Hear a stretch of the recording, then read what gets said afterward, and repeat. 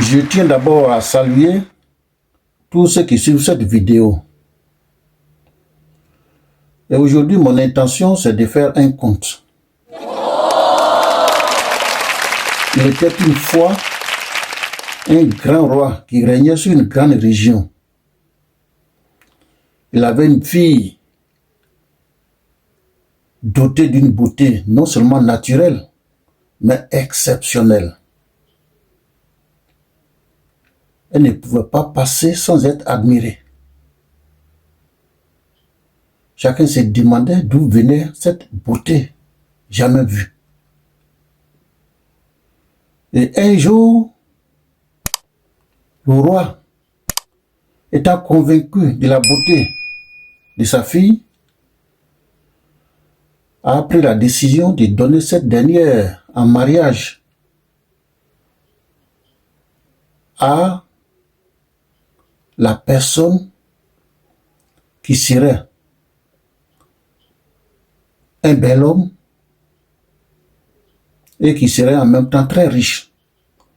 C'est-à-dire le roi a décidé de donner sa fille en mariage à quelqu'un qui serait beau et qui serait riche. Alors, naturellement, toute une tonne de candidatures a commencé à pleuvoir. Des gens très beaux, des gens très élégants venaient de partout pour demander la main de la fille. Mais à la surprise générale, le roi a refusé tous les candidats qui sont venus, sous prétexte que personne ne pouvait satisfaire à ces deux critères-là, tellement sa fille était belle. Et un jour, l'un des plus grands génies de la région, ayant appris la nouvelle, a voulu également se présenter comme prétendant, venir tenter sa chance.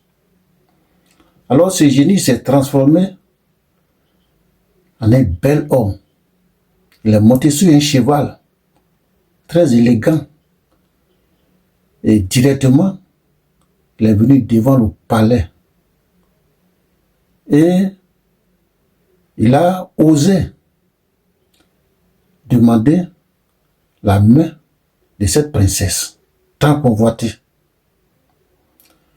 Mais le roi était content, comblé de joie, a dit voilà enfin, voilà quelqu'un qui mérite ma fille. Il est très beau.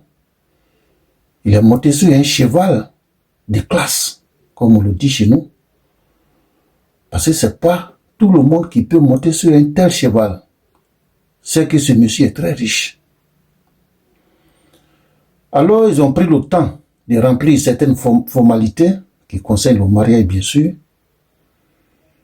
Et le jeune homme, très beau, très charmant, il est monté sur son cheval avec la princesse, qui désormais est sa femme. Et ils ont commencé à partir. Ils vont bien sûr dans le village du jeune homme, puisqu'elle est désormais sa femme. Alors le roi a demandé à un corbeau qui était dans la cour de les suivre et de revenir lui dire ce qui se passerait. Le corbeau a exécuté. Il a suivi les deux, c'est-à-dire le couple, le jeune homme et la princesse, jusqu'à la destination finale. Mais, à la grande surprise du corbeau lui-même, le jeune homme qui était si beau, qui était sur un cheval, s'est transformée en génie. Et la fille s'est retrouvée, c'est-à-dire la princesse, elle s'est retrouvée dans le village des génies. Des génies qui ont commencé, certains ont lui donné des coups de pied, certains crachaient sur son visage. Certains la frappaient réellement. Elle ne faisait que pleurer. Alors, tout doucement, le corbeau est revenu au palais et a donné cette information au roi. Sans être paniqué, le roi a pris tout son sang-froid. Et les instants qui ont suivi, le mari de la femme, c'est-à-dire le génie, il s'est encore transformé en un bel homme. Le même bel homme. Et il est revenu encore au palais voir sa belle famille. Mais le roi était déjà au courant de ce qui se passait, du calvaire que vivait sa fille. Mais il n'a rien dit, n'a rien prouvé. Et l'homme a dit que oui, le jeune homme a dit oui, ma femme, votre fille, la princesse, elle se porte bien, ça va très bien. Mais je suis venu rester ici avec vous pour passer une semaine avec vous. Elle aussi, elle viendra me rejoindre après.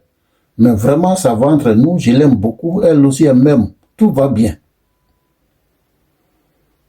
Clandestinement, le roi a contacté un groupe de chasseurs qui sont partis trouver la femme, c'est-à-dire la princesse, qui pleurait au milieu des génies. Tandis que son mari recevait tous les honneurs dans le palais royal. Ces chasseurs ont pris la femme, c'est-à-dire cette princesse-là, clandestinement, et ils l'ont amenée au palais et l'ont logée dans une chambre des palais. Dans une chambre du palais, je veux dire. Touché par les conditions dans lesquelles sa fille a vécu dans le village des génies, le roi a fait une déclaration à tous ses serviteurs. Il leur a dit, tout à l'heure, je vais faire venir le jeune homme, le mari de ma fille. Il va donner des explications sur ce qui s'est passé à ma fille. Et je vais aussi faire venir ma fille. Mais quand ma fille viendra, sans aucune forme d'hésitation, vous allez sanctionner ce jeune homme.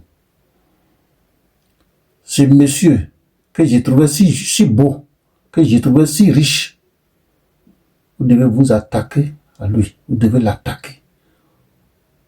Vous devez lui lancer des pierres, lui lancer des gourdins, jusqu'à ce qu'il meure.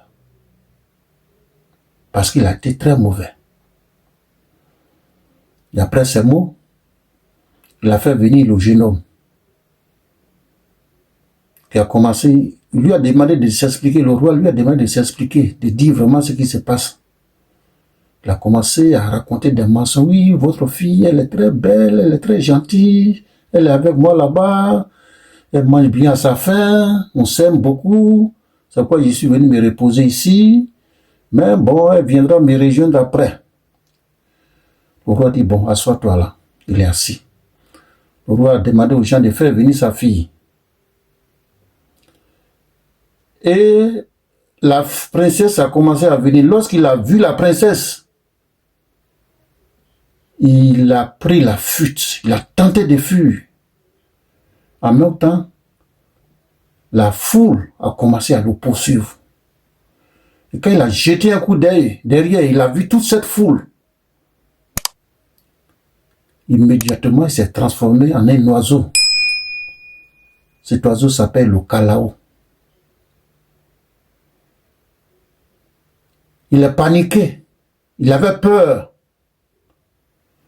Et c'est pour cette raison, Lorsque cet oiseau, pour ceux qui le connaissent, qui s'appelle le calao, quand il est assis sur un tronc d'arbre, il est toujours paniqué.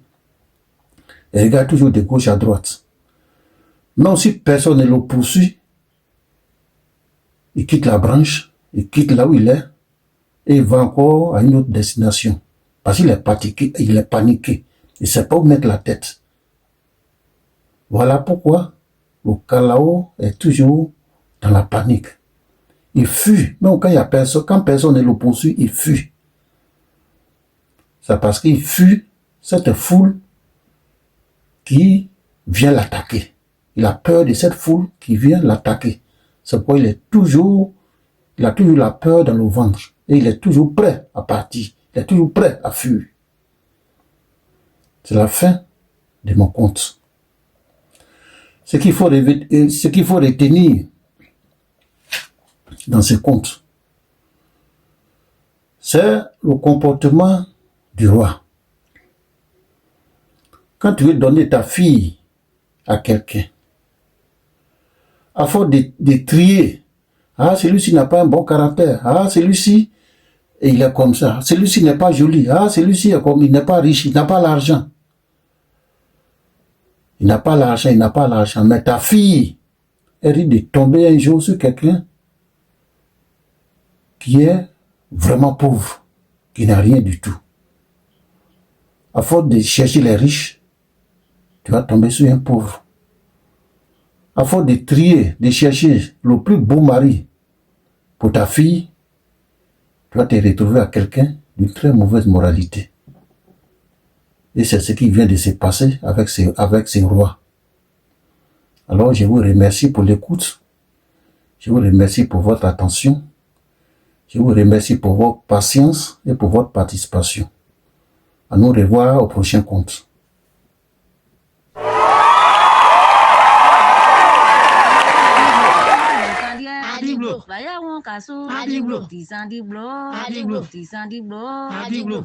Priyanges baya poindita apikuita we sasa benko kruwe priyenge benko kruwe arade soki Alors, si tu as aimé cette vidéo, je t'invite à te plonger encore plus dans l'histoire et la culture de l'Afrique à travers ce merveilleux livre de Monsieur Kessio, La danse thématée et découvre l'Afrique version PDF. Clique sur le lien dans la description et obtiens ton livre à seulement $17. Bonne lecture.